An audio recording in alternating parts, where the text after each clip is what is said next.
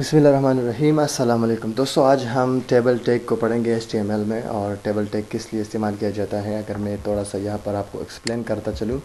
मैं यहाँ से एक डिज़ाइन जो है वो आपको ड्रा करके कोशिश करता हूँ कि आप लोगों को समझाऊँ उस डिज़ाइन के थ्रू। जिस तरह फॉर एग्ज़ाम्पल हमारे पास टेबल में डेटा होता है, जिसमें होता है student name, father name, roll number, और उसमें जो डेटा पड़ा हुआ होता है। तो उस तरह हम HTML में किस तरह से डिज़ाइन करते हैं। फॉर एग्ज़ाम्पल ये है हमारे पास टेबल, जिसमें ये एक नंबर रो हो गई, ठीक हो गया, और इस तरह ये रो हो गई 2। सो मतलब इसमें 2 रो हो गई, लेकिन इसमें कॉलम एक भी नहीं है। इसमें मैं कॉलम भी ऐड करूँगा। ये यहाँ पर एक कॉलम ऐड की मैंने, और यहाँ पर एक कॉलम ऐड की। यहाँ पर फॉर एग्ज़ाम्पल नेम आता है, यहाँ पर फॉर एग्ज़ाम्पल फादर नेम, और यहाँ पर रोल नंबर, और इसमें वो डेटा है हम ऐड करते हैं। तो इस तरह का डायग्राम टेबल जो है हम HTML में किस तरह से डिज़ाइन करते हैं, उसी के लिए हम टेबल टैग को यूज़ करते हैं। तो जो कॉलम्स के लिए इस्तेमाल किया जाता है उसके लिए अलग टैग है, और जो रो के लिए इस्तेमाल किया जाता है वो अलग टैग है। तो जो रो के लिए इस्तेमाल किया जाता है उसको टेबल रो कहते हैं, TR, और जो डेटा के लिए इस्तेमाल किया जाता है कॉलम के लिए, उसको हम TD यूज़ करते हैं। तो इसको मैं जो है क्लियर कर रहा हूँ, और अब मैं चाहता हूँ कि मैं सीधा वो शुरू करूँ जहाँ से हमें प्रैक्टिकल काम करना है, ठीक है। तो उसके लिए मैं सबसे पहले क्या करता हूँ, नोटपैड को ओपन करता हूँ, नोटपैड प्लस प्लस को। यहाँ से नोटपैड प्लस प्लस मैंने ओपन किया। यहाँ पर मैं न्यू टैब के साथ लेकर आ रहा हूँ, और यहाँ पर मैं जो है HTML की जो बेसिक कोड है वो यहाँ पर आप लोगों के सामने लिख रहा हूँ। इसके अंदर क्या करना है, हमने सबसे पहले टाइटल हमने ऐड करना है, और टाइटल को बंद भी करना है। और टाइटल के अंदर जो है हम क्या रखेंगे, हेड।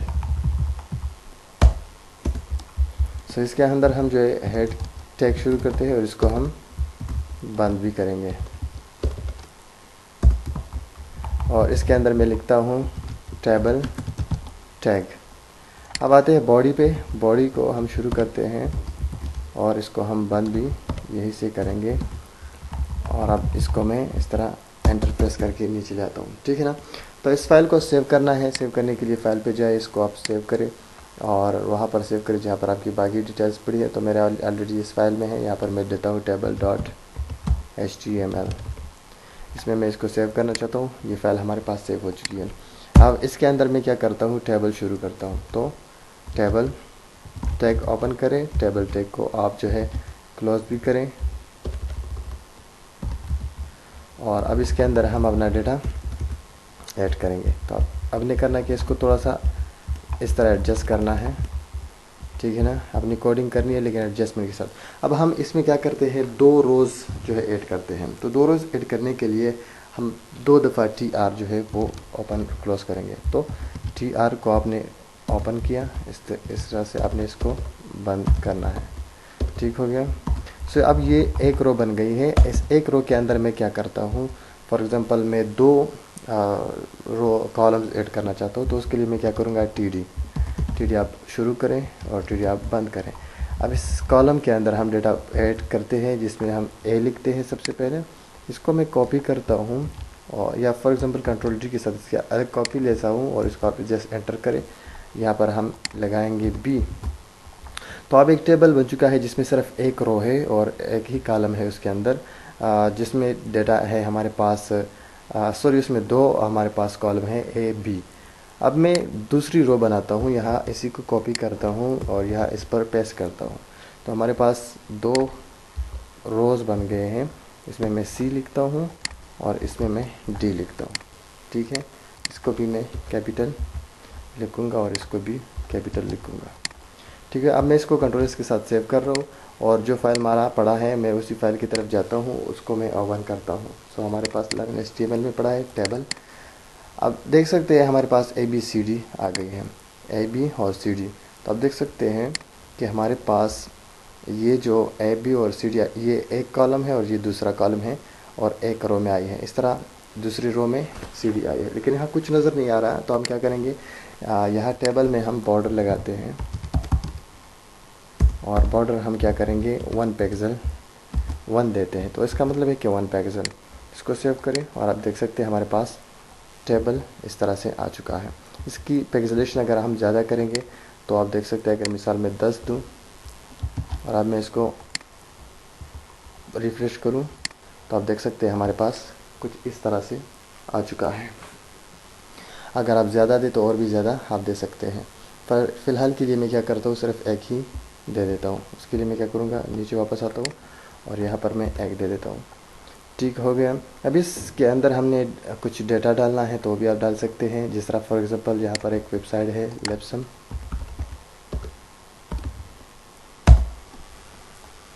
सो वाईफाई में मैं कनेक्ट करना चाहूँगा यहाँ से अपना इंटरनेट।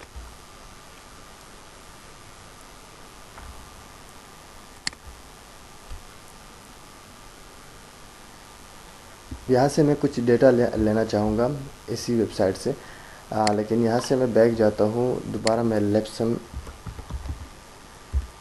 सॉरी, मैं इसको डायरेक्ट इसकी वेबसाइट पे जाना चाहता हूँ, तो इसलिए ये मैं इससे हटाता हूँ और डायरेक्टली मैं यहाँ पर क्लिक करता हूँ। तो अब हम यहाँ पर आ चुके हैं और यहाँ पर मैं क्या करता हूँ, लिस्ट जो है वो जनरेट करता हूँ और यहाँ पर हमारी लिस्ट जनरेट हुई है। फॉर एग्ज़ाम्पल मैं ये वाला डेटा फर्स्ट लाइन वाला ये लिस्ट जो है ये कॉपी करता हूँ और इसको मैं इसके अंदर पेस्ट करता हूँ और इसको कंट्रोल एस के साथ सेव करता हूँ। तो अब देखिए कि हमारे पास जो डेटा है वो कुछ इस तरह से आ चुका है।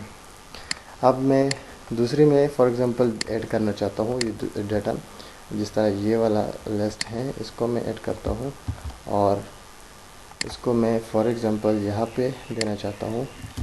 तो आप इसको कंट्रोल एस के साथ सेव कर लें और इस यहाँ पर आके इसको रिफ़्रेश करें तो आप देख सकते हैं कि हमारे पास जो डेटा है वो दोनों में आ चुका है। अब बी और डी में भी आप दे सकते हैं, तो आप इस तरह से सिंपली फॉर एग्ज़ाम्पल इसी में भी देना चाहें तो दे दें और इसी में भी ऐड करें और आप इस तरह कंट्रोल एस के साथ सेव करें और यहाँ पर आके इसको रिफ़्रेश करें और आप देख सकते हैं आपका डेटा जो है वो इस तरह से आपके टेबल में आ चुका है। अब ये टेबल हमारे स्क्रीन के लेफ़्ट पर है, तो आप इसको सेंटर पे ले जा सकते हैं और इसको आप राइट पे भी लेके जा सकते हैं। लेकिन सबसे पहले हम ये टेक्स्ट की बात करते हैं, ये बिल्कुल नज़दीक हैं इस बॉर्डर के साथ, तो हम चाहते हैं कि थोड़ा बहुत ये बॉर्डर जो है इससे मतलब बॉर्डर से फासले में हो, तो वो आप दे सकते हैं। इससे पहले मैं थोड़ा और भी टेक्स्ट देना चाहता हूँ इसको मैं मज़ीद टेक्स्ट मैंने कंट्रोल एस के साथ दे दिया और अब मैं इसको रिफ्रेश करके दिखाता हूँ आपको, तो आप देख सकते हैं कि ये आगे की तरफ मूव हो गया। अब मैंने क्या करना है, इस टेबल को मैंने सेंटर में लेके जाना है। यहाँ पर इसको मैं कंट्रोल जेड के साथ वापस कर रहा हूँ और अब मैं क्या करता हूँ कि जो डेटा है मेरे पास बस इतना ही सही है, ठीक है ना, ताकि ज़्यादा आसानी से आपको समझ आए। अब टेबल को हम किस तरह से अलाइन करेंगे, तो आप यहाँ से इसको अलाइन कर सकते हैं। टेबल को अलाइन करें, आप यहाँ पर बता दीजिए कि सेंटर में हो, ठीक हो गया। सो सेंटर में आप कर लें, तो आप इस तरह से कंट्रोल एस के साथ सेव करें और आप देख सकते हैं कि आपका जो टेबल है वो सेंटर में आ चुका है। दूसरी इसकी प्रॉपर्टी ये है कि आप इसको लेफ़्ट राइट भी दे सकते हैं, मतलब अगर आप इसको राइट में लेके जाना चाहते हैं तो आप यहाँ पर सिंपली राइट लिख दीजिए और यहाँ से इसको आप सिंपली रिफ़्रेश करें, तो आप देख सकते हैं कि आपका जो टेबल है वो राइट पे आ चुका है। तो मैं क्या करता हूँ, इसको सिंपली सेंटर में रखना चाहूँगा। सो सेंटर में इसको मैंने रख दिया, ठीक हो गया। और अब इसको मैं अगर रन करके दिखाऊँ तो ये सेंटर में आ चुका है। अब हम सेल पैडिंग की बात कर रहे हैं कि ये जो टेक्स्ट है ये बॉर्डर से थोड़ा फासले पर हो, तो उसको हम कैसे देंगे। हम बॉर्डर में आएंगे, यहाँ पर सॉरी टेबल के अंदर ये प्रॉपर्टी है हमारे पास और वो है सेल पैडिंग। और यहाँ पर जो है आप फॉर एग्ज़ाम्पल मैं चाहता हूँ 10 पिक्सल, ये हम परसेंट के हिसाब से भी दे सकते हैं और पिक्सल के हिसाब से भी दे सकते हैं। इसको मैंने सेव कर दिया और अब यहाँ पर मैं आपको बताता हूँ कि आप देख सकते हैं कि ये जो फासला है, आप देख सकते हैं बॉर्डर यहाँ पर ज़्यादा हो चुका है। अब मैं इसको ज़्यादा देता हूँ ताकि आप लोगों को अच्छी तरह से समझ आए। इसको मैं सेव कर रहा हूँ और इसको मैं रन कर रहा हूँ, सॉरी रिफ़्रेश कर रहा हूँ। तो आप देख सकते हैं कि ये जो डेटा है इसमें फासला आ रहा है बॉर्डर की चारों तरफ से। तो चारों तरफ से क्या मतलब इसका, कि चारों तरफ से जो है ना इसको पैडिंग मिले। तो इस तरह से आप अपने डेटा को पैडिंग दे सकते हैं। दूसरे इसके अलावा हमारे पास है सेल स्पेसिंग भी है। सो सेल स्पेसिंग क्या करता है कि जो सेल के बीच में फासला है, ये जो सेल्स है इसके बीच में आप फासला दे सकते हैं। वो आप किस तरह से दे सकते हैं, वो आप यहाँ पर आके सेल स्पेसिंग जो है वो आप लिखें और यहाँ पर आप उसको बता दीजिए कि कितनी पिक्सल से हमारे पास सेल स्पेसिंग होनी चाहिए। तो फॉर एग्जांपल मैं 20 पिक्सल देना चाहता हूँ। इसको आप सेव करें और इसको आप रन करें तो आप देख सकते हैं कि ये सेल के बीच में कितना फासला आ चुका है। आप देख सकते हैं एक सेल के बीच में इतना फासला आ चुका है। तो इस तरह से आप सेल स्पेसिंग भी दे सकते हैं। तो ये रहा हमारा टेबल की कुछ प्रॉपर्टीज़। और जो हमारे पास जो पिक्सल होता है वो क्या होता है, वो असल में फिक्स उसके लिए होता है, फिक्स स्क्रीन के लिए जो हम परसेंटेज देते हैं वो हमारे पास होता है जी रिस्पॉन्सिव होने के लिए। तो इसमें वो हम अगले क्लास में जो है वो आप लोगों को बताएंगे। लेकिन चलिए एक और प्रॉपर्टी है इसके बारे में बात करते हैं जो कि है बेजी कलर के नाम से। और बेजी कलर में देना चाहता हूँ इसको, फॉर एग्ज़ाम्पल बेजी कलर में यहाँ पर देना चाहता हूँ 10 और इसको मैं सेव कर रहा हूँ। तो आप जब इसको रन करेंगे तो आप देख सकते हैं कि इसकी बॉडी कलर जो है वो 10 हो चुकी है। तो इस तरह से बॉडी कलर आप चेंज कर सकते हैं इस टेबल की। और आप इसकी एक एक रो की भी कलर जो कलर है वो चेंज कर सकते हैं। फॉर एग्जांपल मैं एक फर्स्ट वाली रो की कलर जो है वो चेंज करना चाहता हूँ। सो बॉडी कलर आप लिखिए, इसको आप जो है अपनी मर्ज़ी से कलर दे। फॉर एग्जांपल मैं येलो कलर देना चाहता हूँ। आप एंटर करें, इसको सेव करें और इसको रन करें। तो आप देख सकते हैं कि हमारे पास जो फर्स्ट टीडी जो रो है उसकी कलर येलो हो चुकी है। अगर आप इस नीचे वाली की अलग रखना चाहते हैं तो आपने यहाँ पर आना है दूसरी टीआर में, यहाँ पर आपने बेजी कलर देना है और यहाँ पर आपने कलर देनी है फॉर एग्जांपल ग्रीन। आप इसको सेव करें, इसको आप जो है सिंपली रन करके आप देख सकते हैं ये ग्रीन हो चुकी है। अब मैं चाहता हूँ कि इसकी कलर अलग हो और इसकी अलग हो, तो वो भी मैं दे सकता हूँ जो टेडी है। तो आप फॉर एग्जांपल टेडी जो है इसमें मैं कलर देना चेंज करूँगा। सो कलर बेजी कलर्स का मैं रखना चाहता हूँ, फॉर एग्जांपल मैं इसका रखना चाहता हूँ कोई भी सा कलर आप चूज़ कर सकते हैं, पर मैं फॉर एग्जांपल यहाँ पर पिंक चूज़ करूँगा। और इसकी आखिर दूसरी रो में जो सेकंड रो है उसकी दूसरी कॉलम का कलर जो है वो भी मैं चेंज करना चाहता हूँ। उसको मैं जो है ब्लैक रखना चाहता हूँ, या फॉर एग्जांपल उसको आप ग्रीन या येलो या ब्लू आप रखना चाहते हैं तो आप रख सकते हैं। तो मैं यहाँ पर फ़िलहाल ब्लू ही रखूँगा।